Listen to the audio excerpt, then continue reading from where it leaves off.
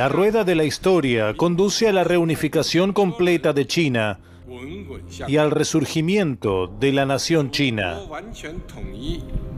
Nunca aceptaremos renunciar al uso de la fuerza militar.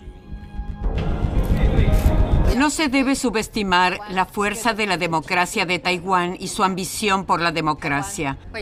Taiwán cumplirá con su responsabilidad de autodefensa y no dejará nada al azar.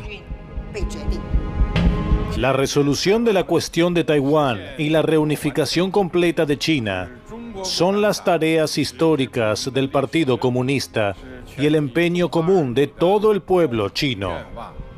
Preservaremos nuestra soberanía y nuestra democracia liberal. Defenderemos nuestra seguridad nacional. Guerra de palabras entre Taipei y Pekín. Una arriesgada prueba de fuerza entre dos capitales rivales que comenzó hace más de 7 décadas como resultado de un accidente histórico.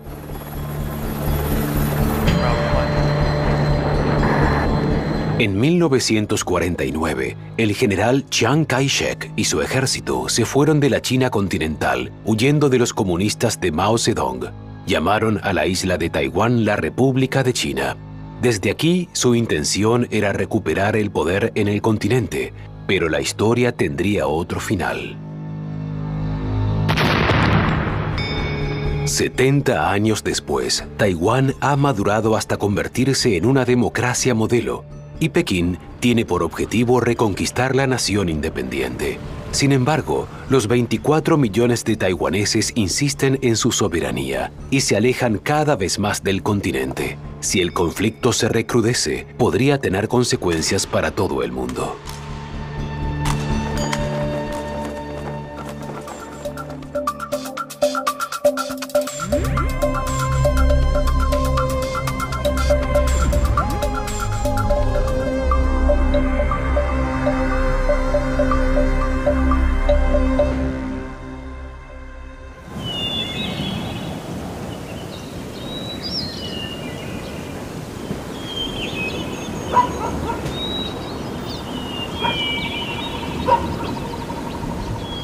Las remotas montañas de Taiwán son la espina dorsal de la Isla Bonita y el refugio de los indígenas taiwaneses, parientes lejanos de los pueblos oceánicos. 16 tribus y 16 lenguas han sobrevivido a los embates de diversos colonizadores. Los pueblos originarios fueron discriminados, despojados de sus tierras, y hoy solo representan el 2,5% de la población. Unas 500.000 personas que están siendo muy cortejadas en la campaña electoral.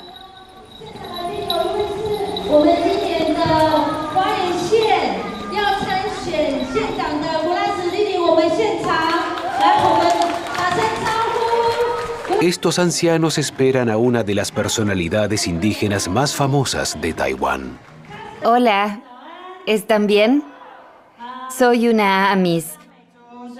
Mi lengua materna es el Amis.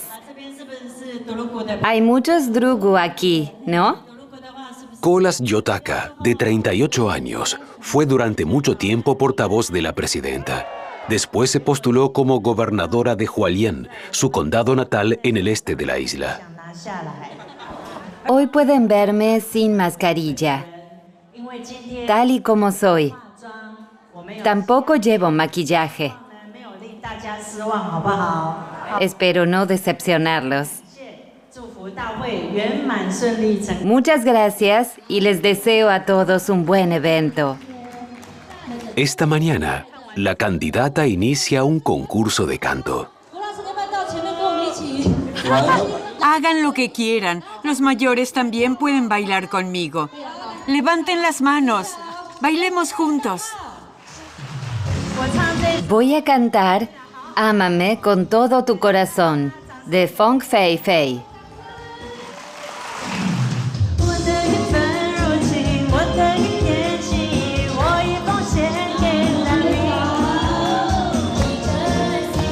Colas Yotaka está cantando en mandarín, pero ella no se considera china. Colas Yotaka no ganará las elecciones a gobernadora. Sin embargo, la antigua presentadora de la televisión indígena representa la nueva conciencia taiwanesa. Como no tenemos un sistema de escritura, las canciones y los bailes son vías de comunicación muy importantes para expresar nuestros sentimientos y transmitir nuestra historia.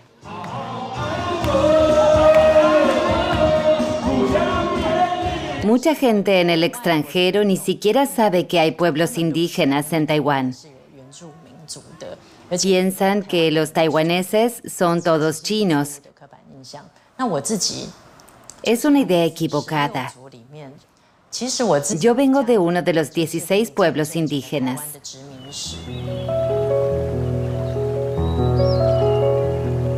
En mi familia se puede ver toda la historia colonial de Taiwán.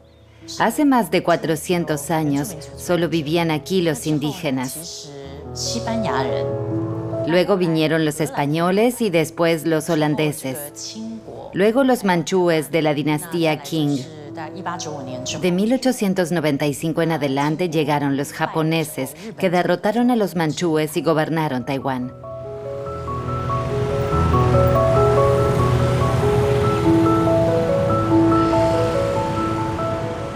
Mi abuelo era japonés. Por eso me apellido Yotaka. Es el apellido de mi padre. Un apellido japonés.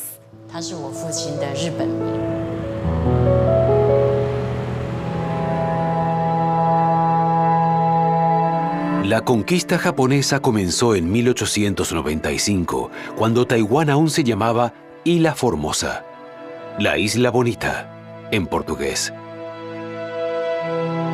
Los nuevos gobernantes coloniales construyeron carreteras y palacios y convirtieron la isla tropical en el jardín del imperio japonés. A partir de entonces, se tenía que hablar japonés.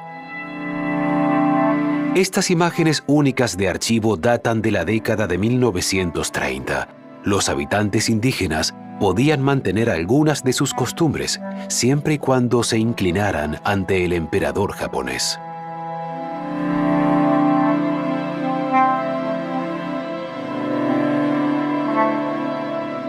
Cualquier resistencia era severamente castigada. Una tribu rebelde fue bombardeada con gas mostaza.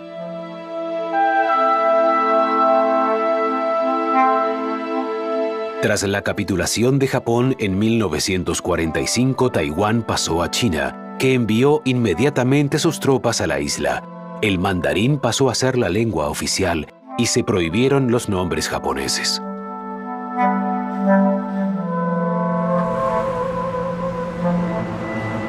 Colas Yotaka no tuvo permitido volver a utilizar su nombre japonés hasta 2005.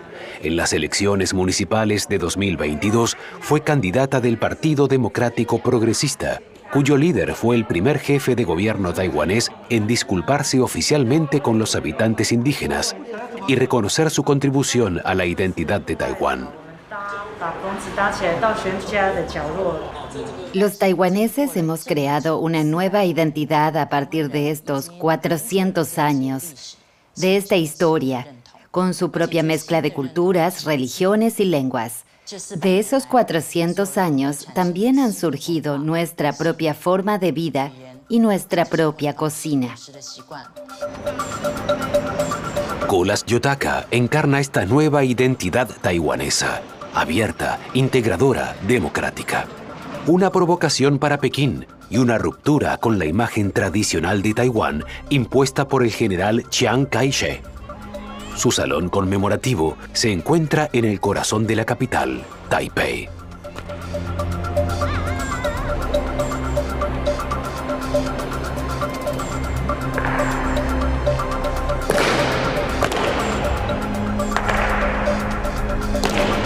A día de hoy, el cambio de guardia tiene lugar cada hora a los pies de la estatua de Chiang Kai-shek, pero el legado del difunto dictador es controvertido.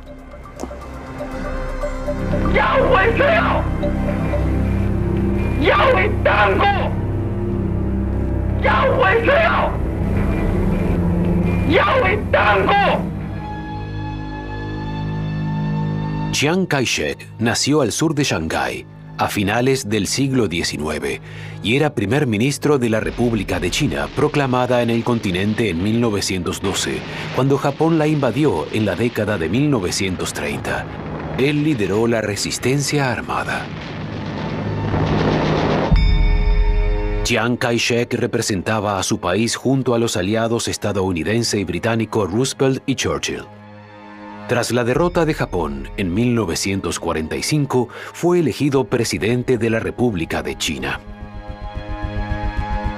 Sin embargo, pronto estalló una guerra civil entre él y sus antiguos aliados comunistas, bajo el mando de Mao Zedong.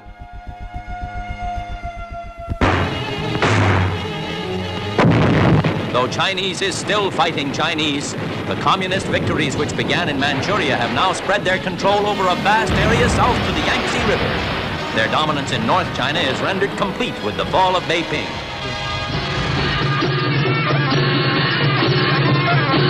En septiembre de 1949, las tropas comunistas entraron en Pekín.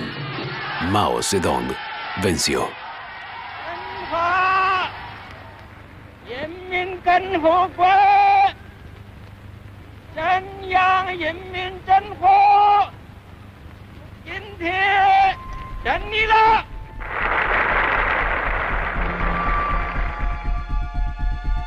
Los nacionalistas fueron derrotados.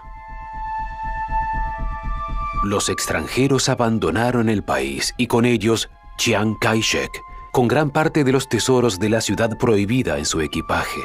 2 millones de soldados nacionalistas y sus familias siguieron al general hasta Taiwán, a cargo de la 7ª Flota de la Marina estadounidense.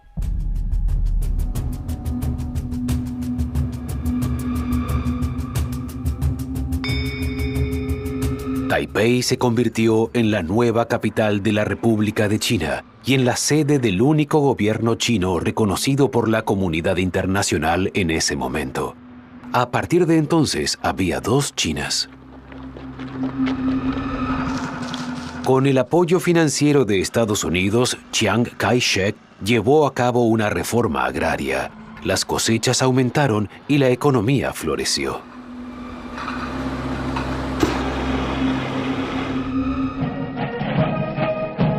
El presidente estadounidense Ike Eisenhower, protector y padrino de la isla anticomunista, se convenció de ello con su visita en 1960.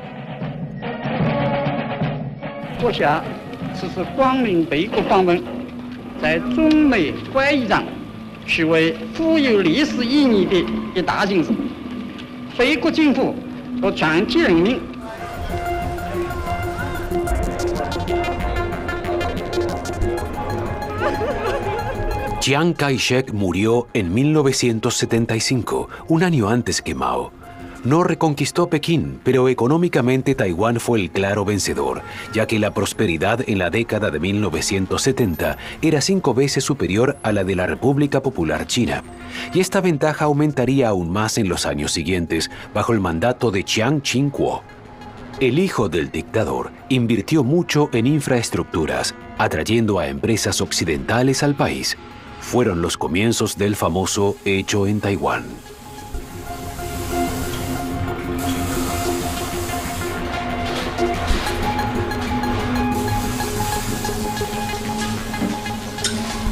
Quelles sont les conditions de travail pendant ces usines? Travaillez combien d'heures par jour?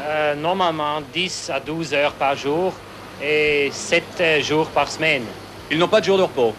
Ils ont par mois 3 jours maximum. Et quand il y a trop de travail? Ils travaillent toujours, hein?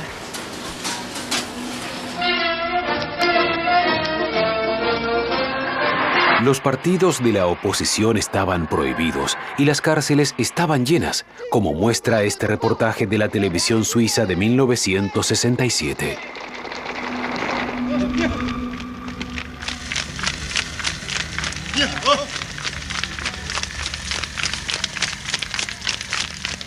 Dans les prisons de l'île, les 5 polices du régime enferment tous ceux qui s'écartent de la ligne officielle. Beaucoup de ces hommes sont des Formosans qui considèrent les 2 millions de Chinois continentaux venus en 1949 comme des occupants. Ils contestent aux métropolitains le droit de faire la loi dans leur île. La represión ya había comenzado en 1947 con la sangrienta contención de los levantamientos contra los nuevos gobernantes nacionalistas. La masacre, que pasó a la historia como el Incidente 228, se cobró entre 18.000 y 28.000 víctimas. La ley marcial estuvo en vigor de 1949 a 1987. El régimen encarceló a 140.000 opositores políticos y condenó a muerte a entre 3.000 y 4.000 de ellos. Sus nombres están inscritos en la entrada de esta antigua prisión, hoy convertida en Museo Conmemorativo del Terror Blanco, nombre oficial de este capítulo de la historia que fue tabú durante mucho tiempo.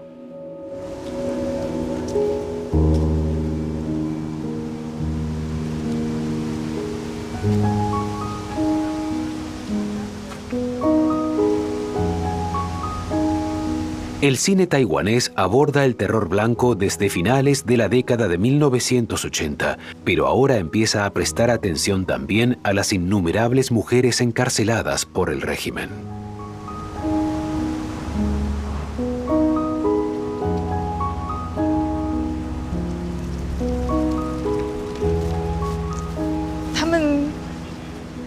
Les encantaba leer y tenían ideales, pero no se daban cuenta de que iban a ser detenidas y deportadas por esos ideales. Si no las hubieran deportado, podrían haberse enamorado, tener novio y continuar sus estudios. Habrían tenido un futuro prometedor. Como primeras mujeres intelectuales de Taiwán, podrían haber transmitido su formación y, por tanto, haber alcanzado antes una mayor igualdad. La cineasta y feminista Zero Chow filmó un largometraje sobre este oscuro capítulo de la historia. En el museo se exponen fotos del rodaje.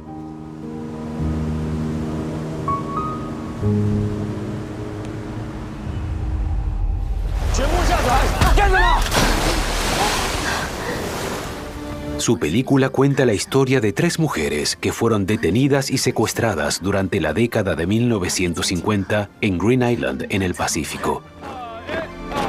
Una historia basada en hechos reales.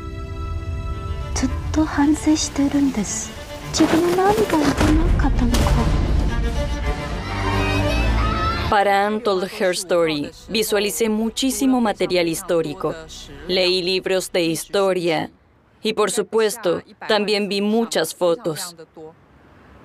Entre ellas, algunas de 14 presos condenados a muerte. Todos estaban en prisiones diferentes y sin ponerse de acuerdo. Todos sonrieron en los retratos que les hicieron antes de su ejecución. Tenían un valor increíble. Eran inquebrantables. Trasladé esta actitud a una de las 3 protagonistas. Quiero que el público se pregunte, ¿cómo habría reaccionado si hubiera estado en uno de estos campos de prisioneros por motivos ideológicos?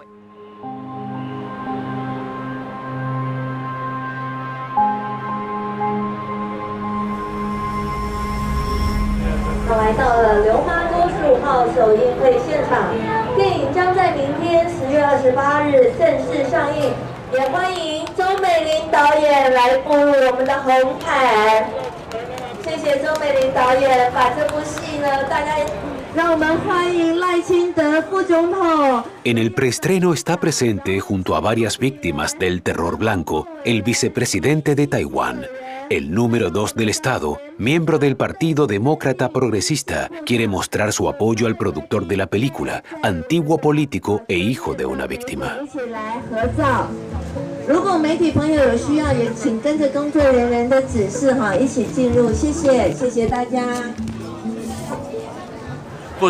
En la película queda claro que el dictador es el único causante de los males de sus víctimas e incluso de sus cómplices. Quiero que esta película deje claro a todo el mundo que Mientras no asuman lo que hizo el dictador, o si este trabajo de memoria se detiene en algún momento, nuestro pueblo quedará con esta enorme herida.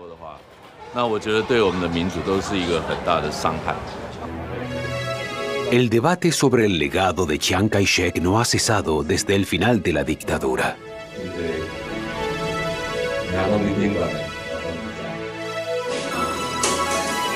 En 1996, tras medio siglo de régimen autoritario, se celebraron por primera vez elecciones libres en Taiwán.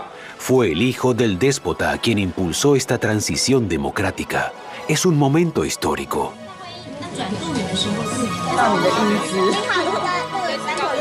El ganador de las elecciones fue su candidato sucesor del Partido Nacionalista, Lee Teng-hui, un tecnócrata nacido en la isla. El nuevo presidente libera a numerosos presos e inicia reformas para acabar con el régimen autocrático. Pero fue con el cambio político cuando el rostro de Chiang Kai-shek desapareció gradualmente de la escena pública.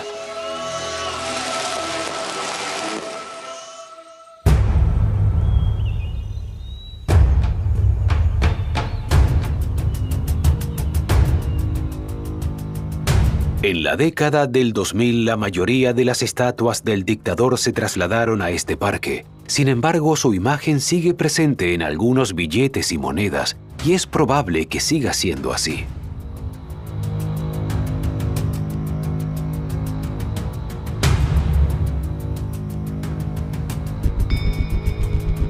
De ello se encarga el Kuomintang nacionalista, uno de los dos grandes partidos de Taiwán, con Chiang Kai-shek aún entronizado en la sede del partido.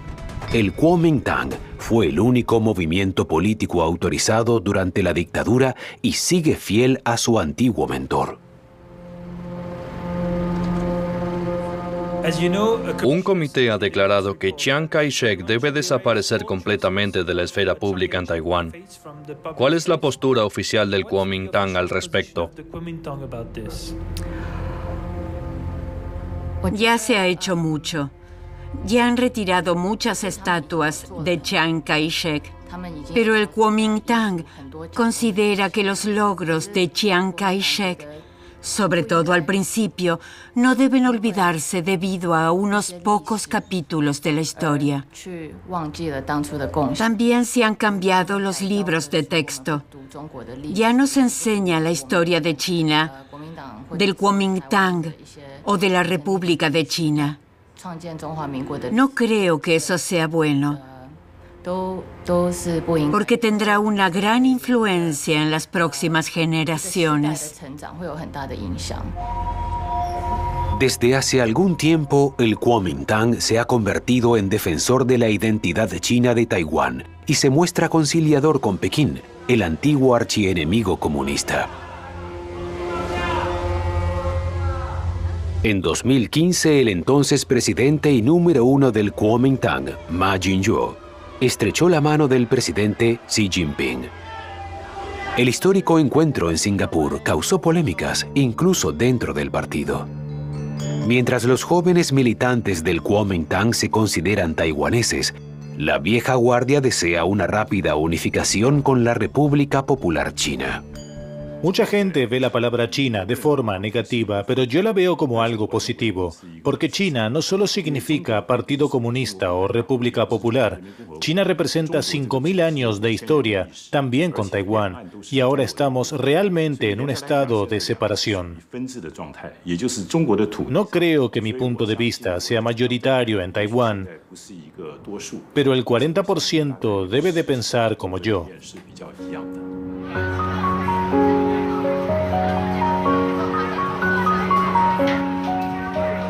¿Se sienten chinos o taiwaneses? ¿O taiwaneses y chinos? Una pregunta constante para los habitantes de la isla. Al final de la dictadura, en la década de 1990, solo el 20% de la población afirmaba ser solo taiwanesa. Hoy es el 64%, una clara mayoría, y prácticamente nadie se considera ya exclusivamente chino.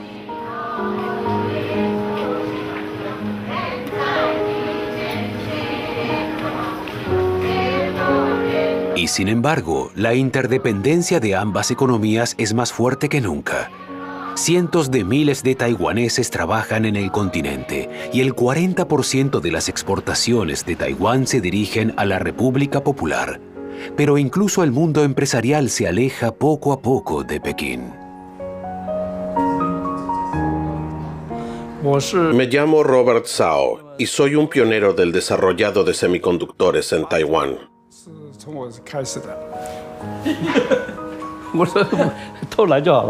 Robert Zhao tiene 75 años y es el fundador de UMC, actualmente el tercer mayor fabricante de semiconductores del mundo, con 20.000 empleados. ¿Mejor así?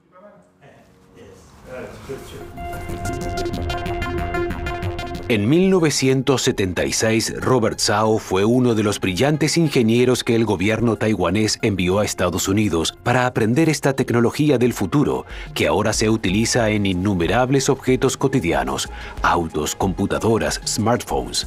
Taiwán prácticamente tiene el monopolio. En la década de 2000, cuando China se abría al mundo, Robert Zhao participó en la inauguración de la primera fábrica de semiconductores del continente. Por aquel entonces, Zhao era cercano al régimen de Pekín y hacía campaña a favor de la unificación. En aquella época, las perspectivas de la China continental eran muy prometedoras. Probablemente esto también contribuyó al auge económico mundial. Así que la gente pensó que China se desarrollaría en la dirección de la democracia. Fue un error de juicio.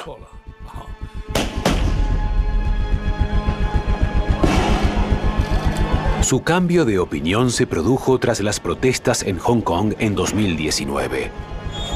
Reino Unido había cedido la ciudad a China con la condición de que se le permitiera conservar su estatus especial liberal democrático, un país, dos sistemas.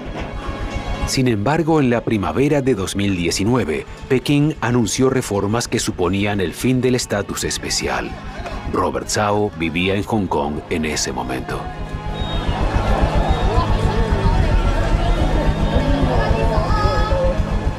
El Partido Comunista movilizó a bandas de delincuentes, cuyos matones asaltaron la estación de metro de Yuenlong el 21 de julio y golpearon a los ciudadanos con palos.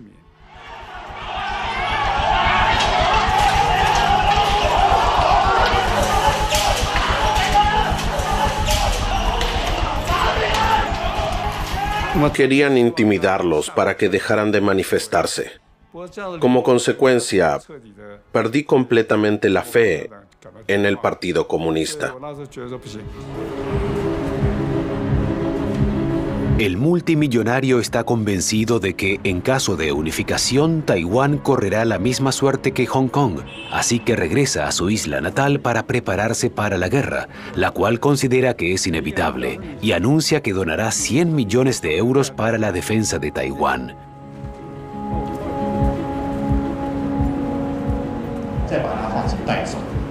Ya se están invirtiendo 30 millones en una academia de defensa civil que lleva el nombre del oso negro taiwanés. Siempre hay que estar alerta en el campo de batalla. El enemigo puede acecharte sin que te des cuenta. Uno administra los primeros auxilios, el otro vigila. Dile que se dé prisa. En cuanto termine, se van.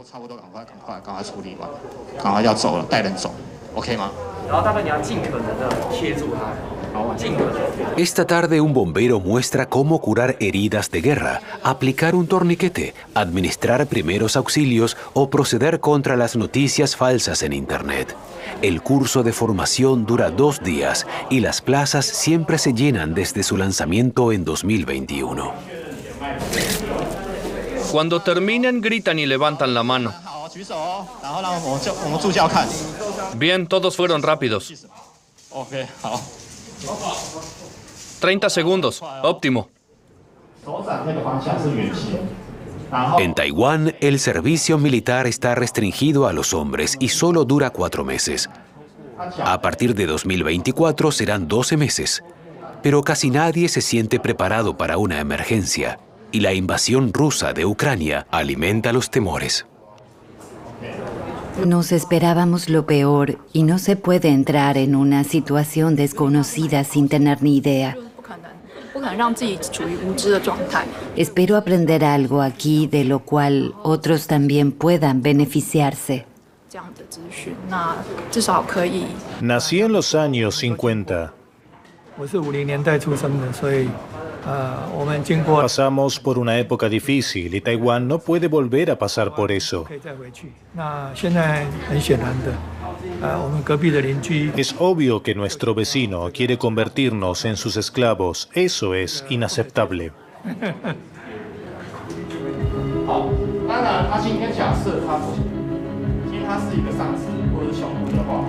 En un año, 3.000 personas han completado el programa de formación. No es suficiente para Robert Zhao. Él quiere formar a 3 millones de ciudadanos y está movilizando a los medios de comunicación contra la unificación con China. ¿Quieren que Taiwán ceda su soberanía al continente? ¿Quieren vivir sometidos a un régimen autocrático? ¿Quién quiere eso? Debemos unirnos y, de ser necesario, luchar como los afganos contra los rusos y los estadounidenses. Para unir a los ciudadanos de la isla y crear unas condiciones claras, el multimillonario propone lo impensable: una reforma constitucional para cambiar el nombre del país de República de China a Taiwán. Pekín ya ha advertido que este paso simbólico hacia la independencia oficial equivaldría a una declaración de guerra. Aunque la gran mayoría de los taiwaneses están en contra de la unificación, son partidarios del statu quo. Lo principal es no provocar a China, una postura sobre todo imperante en las zonas más cercanas al continente, como Kinmen. Kinmen es un pequeño grupo de islas rodeadas por el continente comunista y a la vista de los rascacielos chinos. Kinmen ya tuvo que soportar la guerra y la destrucción en la década de 1950.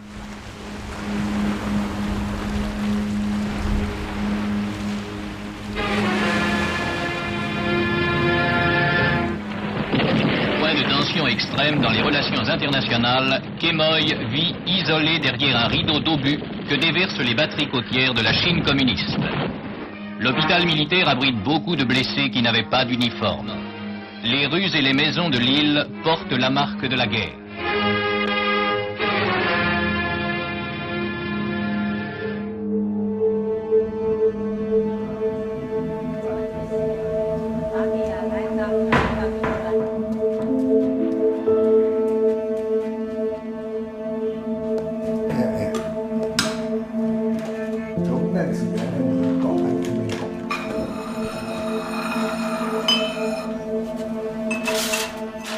En este vecindario viven solo unas pocas personas. Gran parte de nuestra casa sigue en pie, pero han derribado 2 pisos en la parte delantera del edificio. Luego 1 en el tercer piso y 3 más aquí.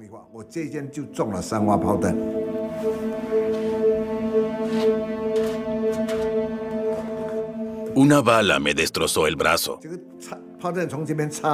3 operaciones no bastaron para cosérmelo bien. Pero lo peor es esto. Mire, no me queda hueso en la cadera. ¿Lo ve? No me queda hueso.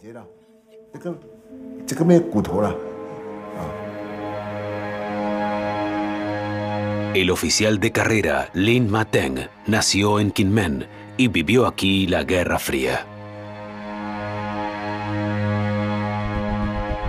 En aquel momento el archipiélago estaba bajo administración militar. 100.000 soldados estaban estacionados en el archipiélago en una enorme red de búnkeres.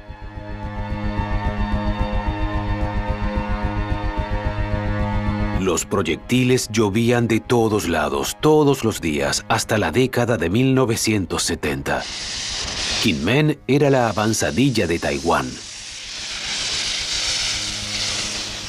Quand soufflent les vents favorables, d'énormes ballons emportent vers le continent communiste, situé à moins de 5 km, de menus produits destinés à saper le moral de l'adversaire.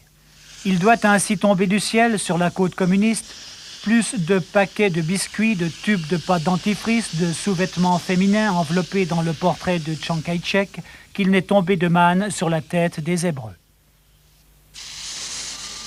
Et pour faire bonne mesure, 15 heures par jour, de puissants haut-parleurs vont porter jusqu'à l'intérieur des terres communistes la ration quotidienne des accusations nationalistes contre le régime de Pékin.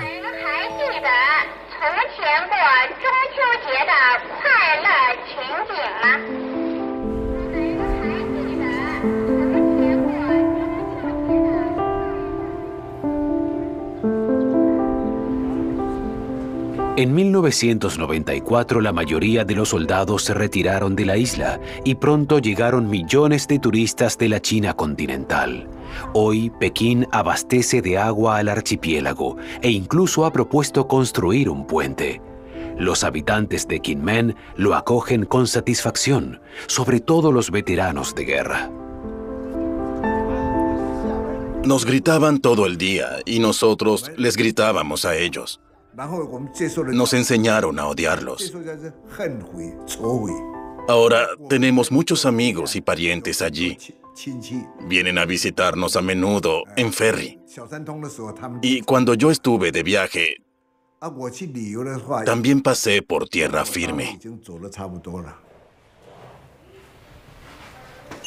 Lin Ma-teng está a favor de China y de la unificación, pero sobre todo está a favor de la paz. Lo importante es no provocar a su poderoso vecino y arriesgarse a que cumpla las amenazas que ha proferido abiertamente en la televisión estatal china. Solo hay una China en el mundo. Taiwán es parte inseparable de la República Popular. China se opone a cualquier forma de intercambio oficial entre Taiwán y los países con los que mantiene relaciones diplomáticas. Advertimos una vez más a Taiwán: cualquier acción contra el curso normal de la historia y cualquier acción contra la unidad contará con la firme oposición del pueblo chino. China nunca permitirá que Taiwán declare su independencia. Todos los dirigentes sueñan con reunificar China durante su mandato y pasar así a la historia. Por supuesto, un país, dos sistemas. De lo contrario, estallará la guerra. ¿Habla de política con sus hijos o nietos? En realidad, no. Es posible que se sorprendiera si se enterara de la opinión de sus hijos y sus nietos.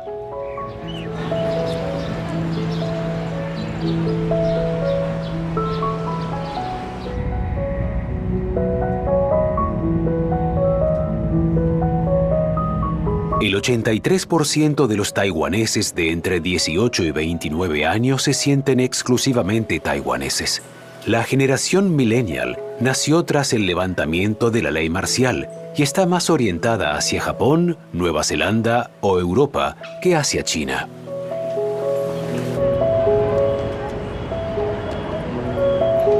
La generación joven no teme decir lo que piensa y se burla abiertamente de la República Popular y su propaganda, con posts o videos satíricos.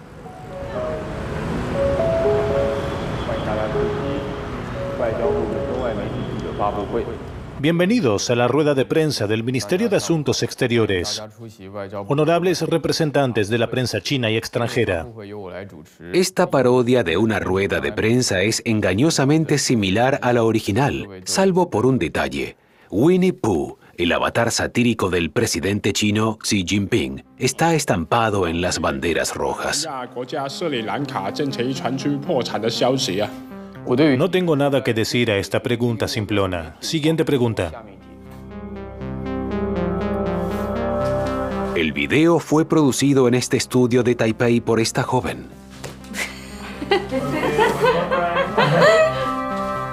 Sandra Ho tiene 28 años y es una estrella emergente en el firmamento mediático taiwanés. El banner superior muestra la traducción en inglés del Ministerio de Asuntos Exteriores chino, pero lo sustituimos deliberadamente por Ministerio de Asuntos Winnie, como parodia. La palabra Winnie es inmediatamente censurada y borrada en la Internet china, lo cual nos parece muy interesante. Por eso nos gusta utilizarla siempre que podemos en nuestros sketches. Sandra Ho tuvo la idea de crear esta parodia durante un viaje de estudios a China financiado por Pekín, durante el cual se dio cuenta de la magnitud de la propaganda en la televisión estatal. Comenzó a imitar el sonido con un éxito rotundo. El canal ICTV, en referencia a la cadena estatal china CCTV, cuenta con 1,2 millones de suscriptores en YouTube y se ha convertido en un fenómeno social gracias a sus múltiples formatos.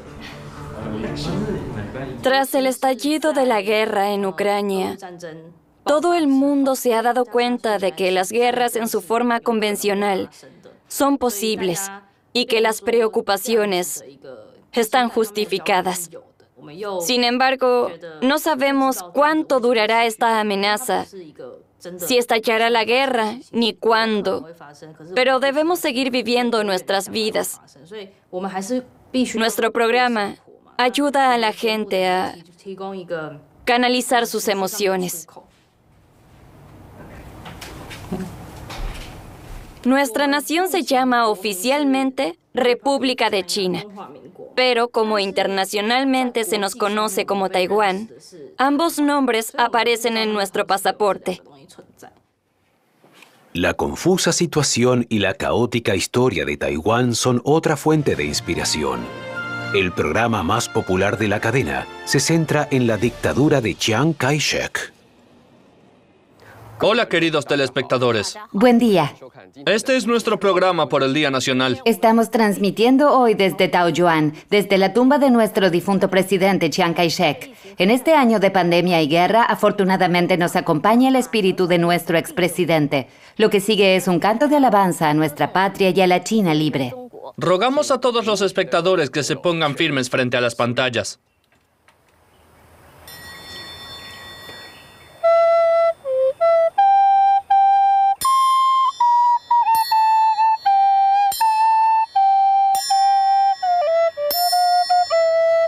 Este tono mordaz y comprometido da fe de la madurez democrática de toda una generación. Todo empezó con el movimiento Girasol de 2014, que Sandra Ho vivió en primera persona.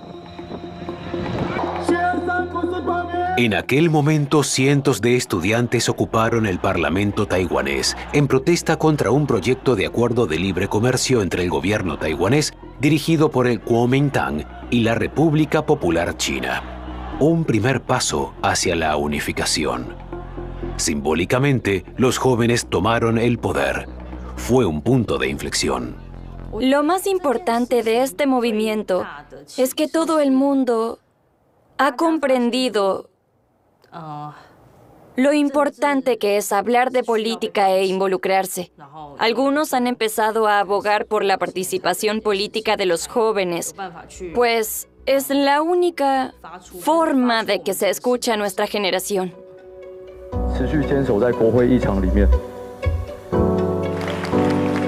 La ocupación del Parlamento duró 3 semanas y terminó pacíficamente. El acuerdo de libre comercio quedó descartado. 2 años después, Taiwán eligió una nueva presidenta, Tsai Ing-wen, del Partido Democrático Progresista. Su gobierno incluyó a varias figuras influyentes del movimiento Girasol.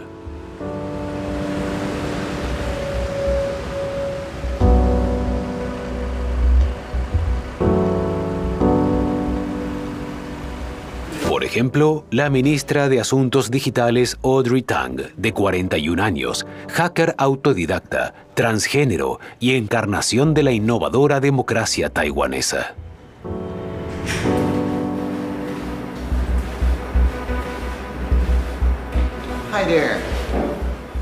¿Por qué está filmando nuestra conversación?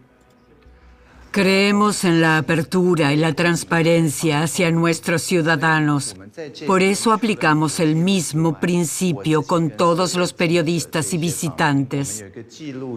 Esto permite que todo el mundo, después de la entrevista, pueda saber exactamente lo que pasó y utilizarlo libremente. Este principio se llama Creative Commons. Audrey Tang aplicó con éxito este ideal de transparencia radical durante la primera oleada de coronavirus en 2020.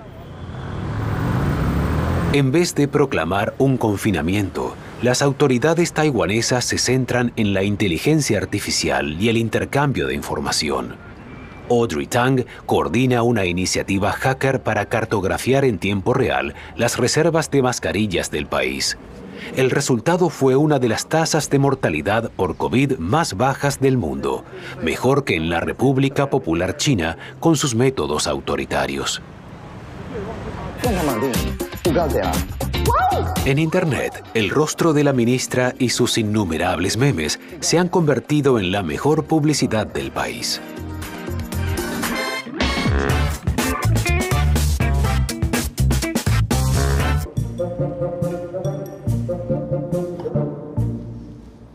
Hello, I'm Audrey Tang, Taiwan's Digital Minister.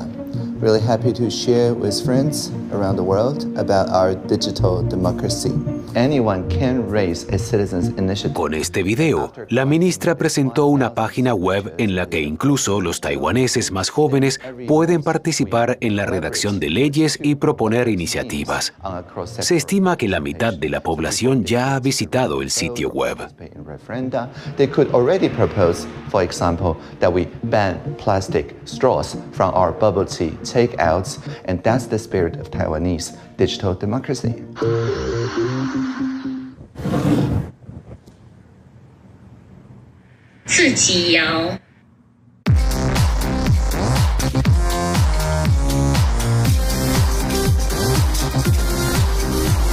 Audrey Tang es la primera persona transgénero del mundo en formar parte de un gobierno. Esta anarquista declarada tiene una definición original de la identidad taiwanesa. Somos una sociedad de inmigrantes. El padre de mi padre procede de la provincia china de Sichuan. La madre de mi padre, en cambio, viene de Lugang.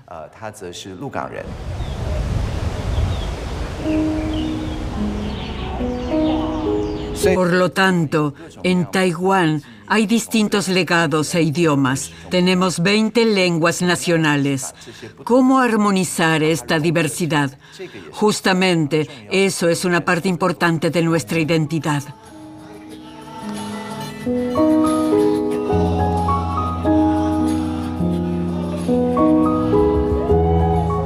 Yo misma considero mi identidad de género como no binaria y soy apartidista.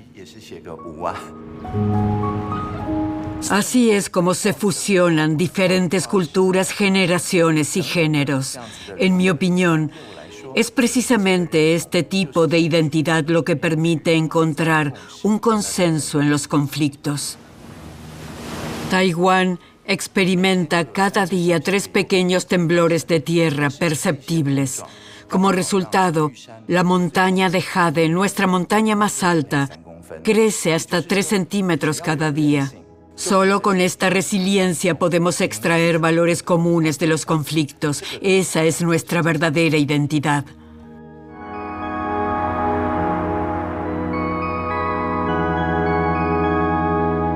La revista The Economist clasifica a Taiwán como el país más democrático de Asia y lo sitúa en el 10º lugar del mundo, por delante de Alemania y Francia.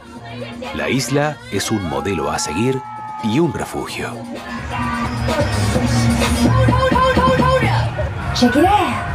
Un ejemplo de esto es la comunidad LGBTQ.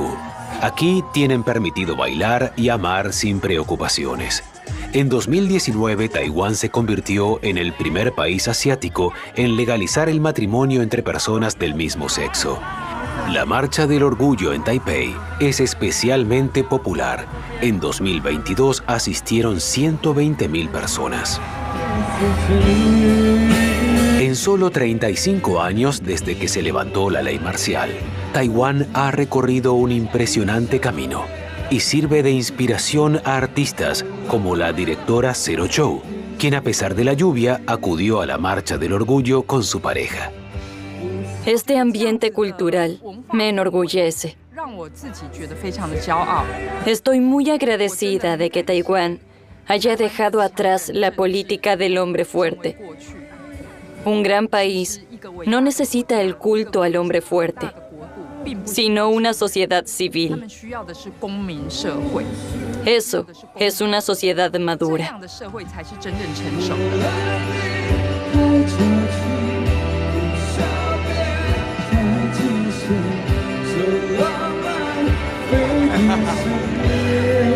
Abierta, fuerte y segura de sí misma, la nueva identidad de Taiwán irradia optimismo. Pero, ¿alcanza para frenar las aspiraciones de Pekín?